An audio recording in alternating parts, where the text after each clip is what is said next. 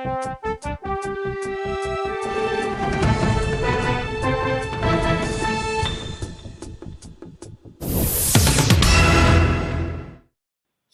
rakyat nol biaya alias gratis akan dibangun di Jawa Tengah. Saat ini Gubernur Ahmad Lutfi sedang mengidentifikasi lahan maupun gedung yang bisa digunakan untuk sekolah, baik SD, SMP, sampai SMA, serta pendanaan dari APBN. Lahan maupun gedung itu tidak harus aset milik Pemprov Jateng, namun juga bisa dari pemerintah kabupaten dan kota. Rencananya pembangunan sekolah maupun revitalisasi gedung untuk sekolah rakyat bisa dilakukan tahun 2025 ini. Sasaran utama sekolah rakyat ini adalah calon siswa yang berasal dari keluarga miskin ekstrim atau dari keluarga rentan kemiskinan. Sekolah ini nanti gratis, kata Ahmad Lutfi saat rapat koordinasi dan sosialisasi pembentukan sekolah rakyat di Gedung B Lantai 5 Pemprov Jateng, Rabu 12 Maret 2025. Sosialisasi dilakukan oleh Menteri Sosial Saifullah Yusuf atau Gus Ipul. Selain keduanya, rakor juga dihadiri Bupati dan Wali Kota se-Jawa Tengah. Ahmad Lutfi menegaskan, Jawa Tengah mendukung program yang dicanangkan Presiden Prabowo Subianto tersebut. Langkah itu untuk menggerus jumlah 160.000 siswa putus sekolah di Jawa Tengah saat ini. Menurutnya, adanya sekolah rakyat itu akan berperan besar memotong mata rantai kemiskinan di Jawa Tengah melalui sektor pendidikan. Sebagai catatan, angka kemiskinan di Jawa Tengah masih di angka 9,58%. Menariknya, siswa yang akan sekolah di sekolah rakyat ini nanti adalah warga sekitar sekolah tersebut. Syarat pertamanya adalah termasuk dalam kategori miskin kemudian berprestasi. Namun ia menggarisbawahi untuk menyiapkan lahan guna membangun sekolah rakyat juga tidak mudah. Lantaran luasnya sudah ditentukan oleh Kemensos yakni 5-10 hektar.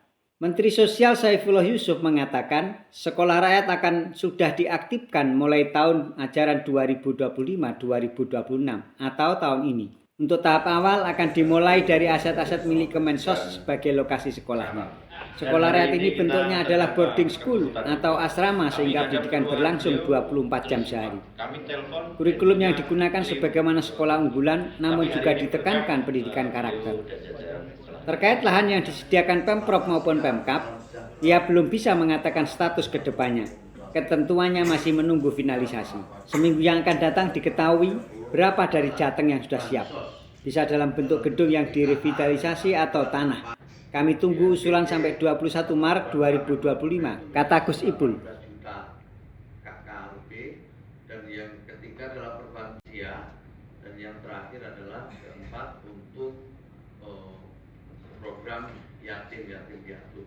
Ini program kita kayak gini nih. Nah inilah yang masuk ke Jawa Tengah ini lewat kabupaten kota Pak Lutfi. Jadi 12 triliun 396. Itu untuk 3.476.830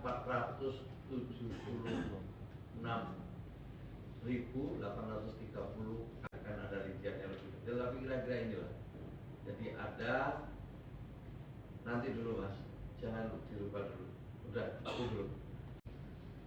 Ya, untuk mohon maaf untuk 7 triliun lebih untuk sembako, 4 triliun lebih untuk PKH, untuk yayasan yatim piatu 286 miliar untuk 37.000 dan ada 543 tiap tahun untuk memperoleh Kementerian Kesehatan. Jadi yang membayar Kementerian Kesehatan tapi yang menandatangani kami berdasarkan 17 triliun lebih dana atau anggaran APBN yang kemiskinan. Jadi yang sekolah di sini ini sekolah rakyat. Ini jadi saya ulang lagi ya jelas. Jadi ini adalah khusus untuk mereka yang miskin. Yang ada di desil 1. Desil 1 itu udah paling miskin. Ya.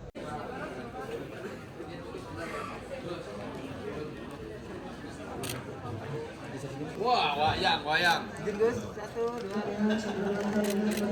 Dan Gubernur Jawa Tengah kepada Menteri Sosial Republik Indonesia. Sekarang ini Selanjutnya dengan Menteri Sosial Republik Indonesia kepada Gubernur Jawa Tengah. Diberikan kesempatan untuk foto bersama. foto dulu, Mbak. Kementerian Sosial dan juga provinsi, kabupaten, kota. Yang kedua, sesuai arahan Presiden, kami menyampaikan tentang data tunggal sosial ekonomi nasional yang sekarang sudah selesai, sudah keluar impresnya dan sedang dilakukan uji petik, sedang dilakukan ground check untuk supaya kita dapat gambaran yang lebih utuh tentang data yang kita miliki dengan situasi dan kondisi di lapangan. Data tunggal sosial ekonomi nasional ini adalah data yang akan dijadikan pedoman oleh pusat, provinsi maupun kabupaten kota dalam rangka untuk perencanaan dan pelaksanaan pembangunan. Jadi datanya data tunggal, intervensinya mudah-mudahan nanti bisa terintegrasi dan efektif hasilnya. Itulah DTSEN yang merupakan hal yang perlu diperhatikan oleh kita semua, dan ini terjadi untuk pertama kalinya di era Presiden Prabowo. Jadi data tunggal ini bisa diwujudkan dan kita bersyukur sekali. Kemudian yang juga kita sampaikan tadi tentang sekolah rakyat. Ini adalah gagasan dari Presiden Prabowo yang saya memahaminya sebagai upaya untuk memuliakan keluarga miskin dan memfasilitasi kebangkitan wong cilik untuk menuju Indonesia Emas tahun 2045 yang akan datang. Ya, 100 tahun Indonesia merdeka pada tahun 2045 yang akan datang itu tidak akan sukses kalau wong ciliknya tidak bangkit, ya, keluarga miskinnya juga tidak berperan. Maka ini adalah upaya sekali lagi dari Presiden Prabowo untuk memutus mata rantai kemiskinan lewat pendidikan yang berkelanjutan. Tentu sekolah ini ada bedanya dengan yang lain, diantaranya adalah pertama-tama sekolah ini berbentuk boarding school, jenjang SD, SMP, dan SMA. Ya. Yang kedua, gratis, semua dibiayai oleh pemerintah. Kemudian yang keempat, kurikulumnya kurikulum unggulan, sekolah unggulan yang dikombinasikan dengan situasi dan kondisi di masing-masing daerah nantinya.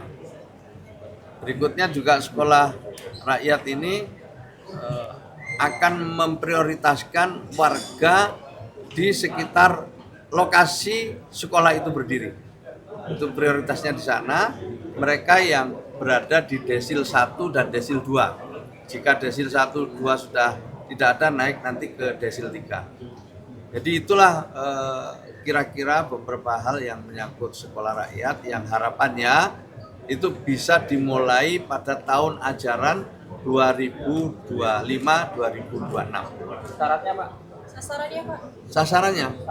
Syaratnya yang pertama harus masuk dalam DTSEN di desil 1. Jadi desil 1 itu ya kelompok yang paling rentan lah. Keluarga miskin, miskin ekstrim. Miskin atau miskin ekstrim. Itu yang syarat pertama. Setelah itu baru nanti akan ada tes lanjutan. Jadi ada tes lanjutan. Tapi yang pertama berasal dari keluarga miskin atau keluarga miskin ekstrim. Pak, akan dibangun berapa sekolah Pak? Ya, kita masih upaya, ini yang sudah siap lokasinya baru 50 berapa, tapi terus bertambah ini. Di Jawa Tengah ada? Di Jawa Tengah ini baru kali ini kita koordinasi, tadi sudah pada menyampaikan pesan kepada saya, insya Allah Pak Gubernur akan berpartisipasi, kemudian Bupati Wali Kota akan berpartisipasi. Harapan kami setiap kabupaten kota minimal 1 lah. Anggarannya berapa Pak? SDM-nya gimana untuk penyiapan tenaga? Oh ya, semua dari pusat nanti, semua dari pusat. Jadi yang sudah ada direkrut, kan ada sudah disiapkan. Itu yang menyiapkan adalah Dikdasmen. Jadi guru-guru banyak yang sudah nanti disiapkan, kemudian dites lagi.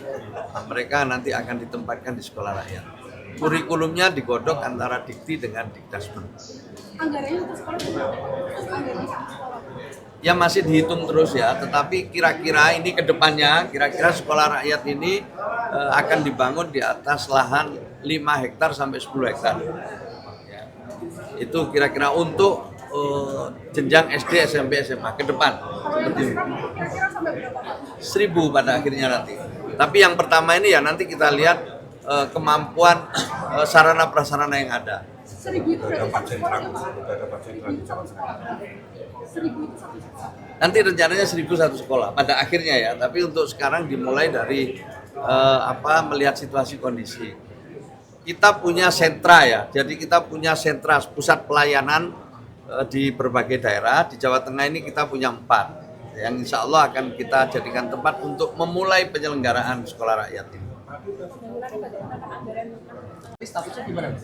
Ya nanti ada di ketentuan berikutnya nanti akan ada. Sekarang masih digodok terus. Tapi yang jelas penanggung jawabnya adalah Kementerian Sosial. Ada syarat harus berprestasi tadi Pak di paparan. Harus ada? Berprestasi dulu anaknya. Ya berprestasi akademik itu maksudnya ya dia bisa jadi setelah ini ada tes akademiknya kan ya kita lihat nanti. Kalau tesnya nggak lolos gimana berarti? Ya nanti kita lihat bisa diafirmasi kan lewat jalur-jalur lain. Gitu. Tapi yang jelas pertama ini dulu yang jelas pertama ini kita lihat dia dari keluarga miskin atau miskin ekstrim. Setelah itu ada tes lanjutan. Ya cukup jelas saya kira.